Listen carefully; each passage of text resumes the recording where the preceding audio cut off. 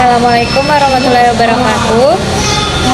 Kami dari kelompok 7 ingin mempresentasikan hasil kerja kelompok kami. Perkenalkan, nama saya Solita Dewi Ardelia, NIM 2258716. Saya Putri Mafiram Karaden dengan NIM 2258732.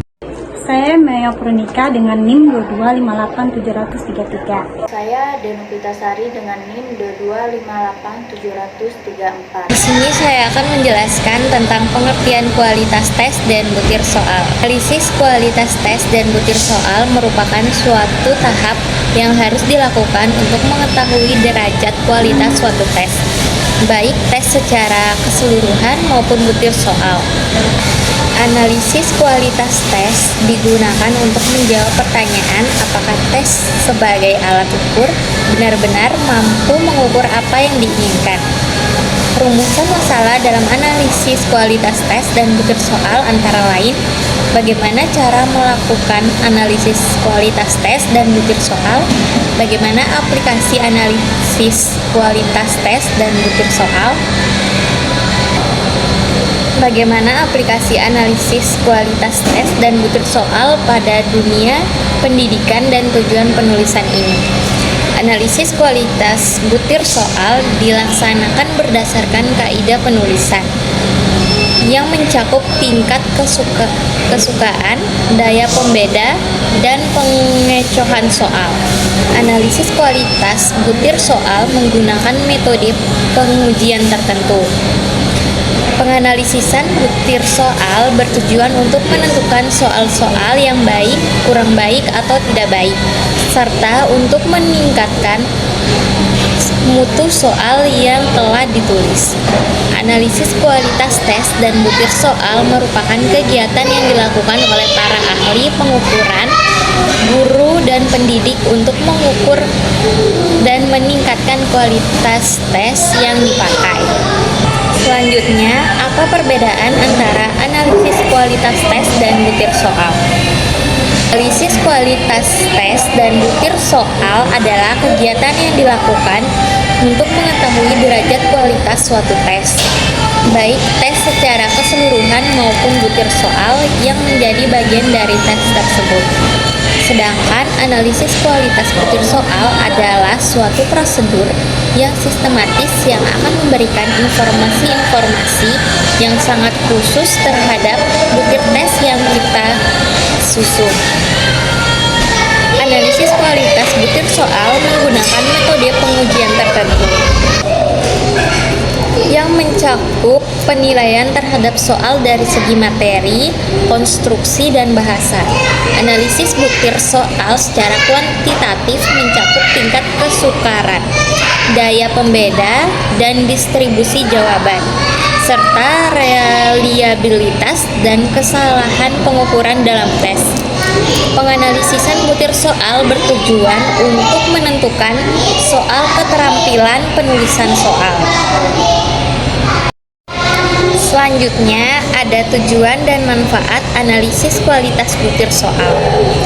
Tujuan utama analisis kualitas butir soal dalam sebuah tes yang dibuat pendidik adalah untuk mengidentifikasikan kekurangan-kekurangan dalam tes atau pembelajaran.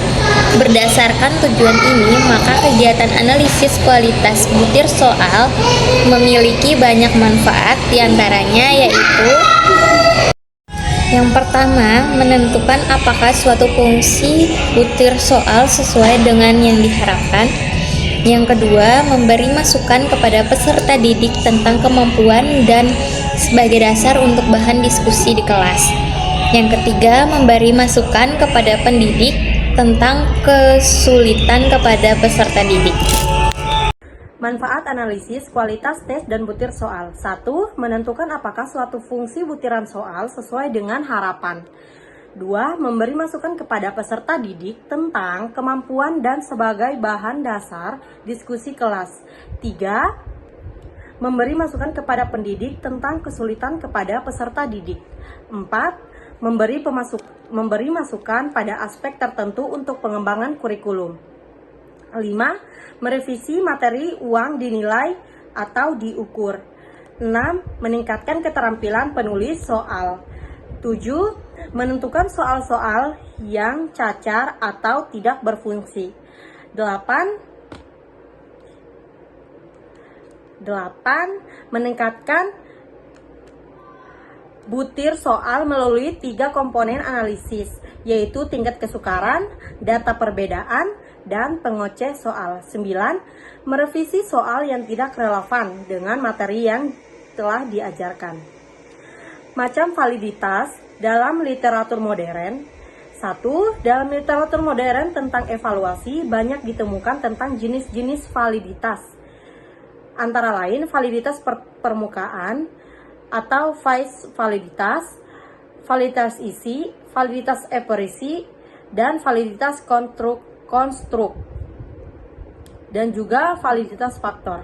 Validitas, sebelum Anda menggunakan suatu tes, Anda hendaknya mengukur terlebih dahulu derajat validitas yang berdasarkan kriteria tertentu. Dengan kata lain, untuk melihat apakah tes tersebut valid, Anda harus membandingkan skor peserta didik yang didapatkan dalam tes dan skor yang dianggap sebagai nilai baku. 3 faktor yang mempengaruhi validitas hasil tes adalah faktor instrumen evaluasi. Instrumen evaluasi harus dikonstruksi dan dirancang dengan baik sesuai dengan tujuan kriteria yang diharapkan, yang ditetapkan. Faktor administrasi, evaluasi dan pengukuran. Prosedur pengukuran harus yang benar dan konsisten, serta tidak ada kecurangan dan perbedaan dalam pemberian skor. Faktor dari jawaban peserta didik. Jawaban peserta didik harus dapat mengukur kemampuan atau ketahuan yang diinginkan dan harus dapat diterima sebagai valid dan akurat. Reliabilitas sesuatu tes adalah tingkat atau derajat konsistensi tes yang bersangkutan reliabilitas berkenan dengan pertanyaan. Apakah suatu tes teliti dan dapat dipercaya sesuai dengan kriteria yang telah ditetapkan suatu tes?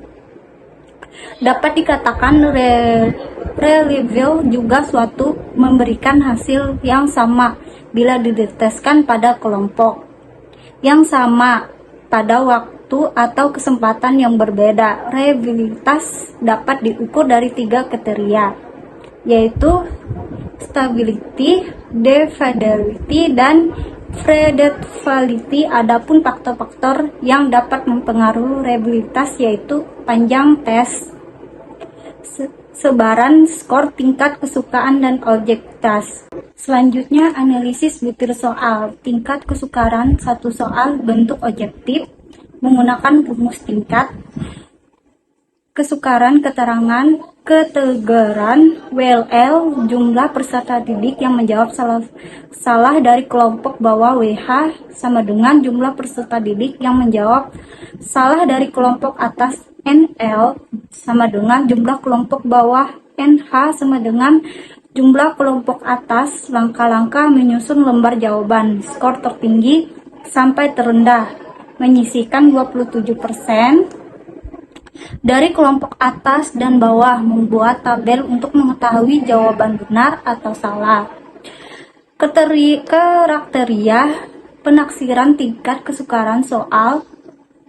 27% sama dengan mudah, 27% kurang 72% sama dengan sedang, 72% suka.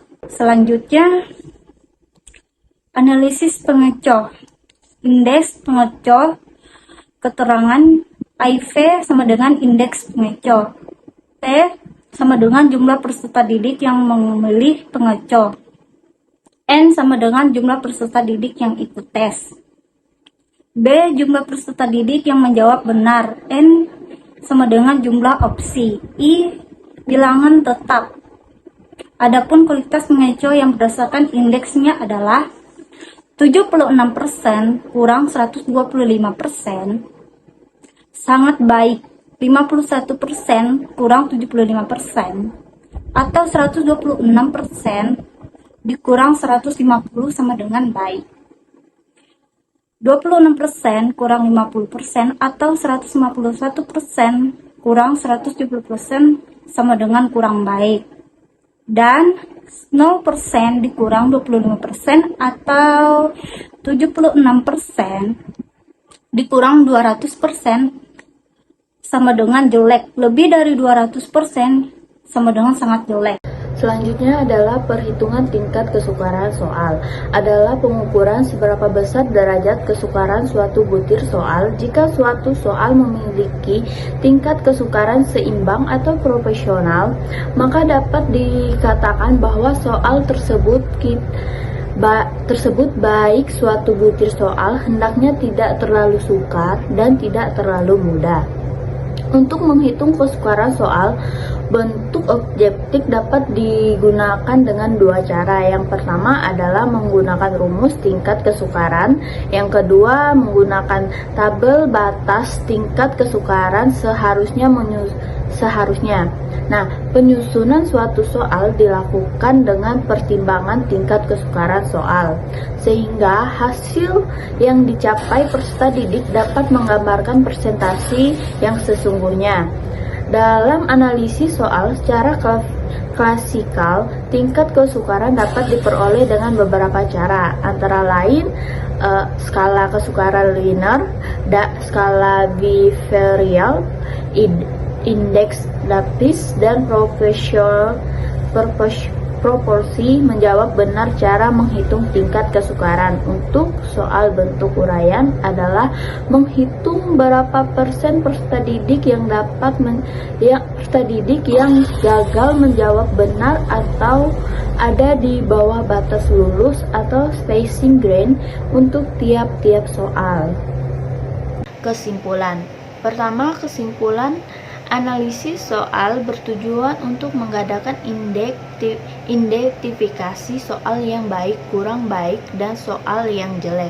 Dengan analisis soal dapat diperoleh informasi tentang kejelekan sebuah soal dan petunjuk. Yang kedua, untuk mengadakan perbaikan. Untuk menghitung tingkat kesukaran soal, bentuk objektif dapat digunakan dengan cara TK sama dengan WL plus WH kali 100% 0 plus NH. Cara menghitung tingkat kesukaran untuk soal bentuk uraian adalah menghitung berapa persen peserta didik gagal menjawab benar atau ada di bawah batas lulus untuk tiap-tiap soal.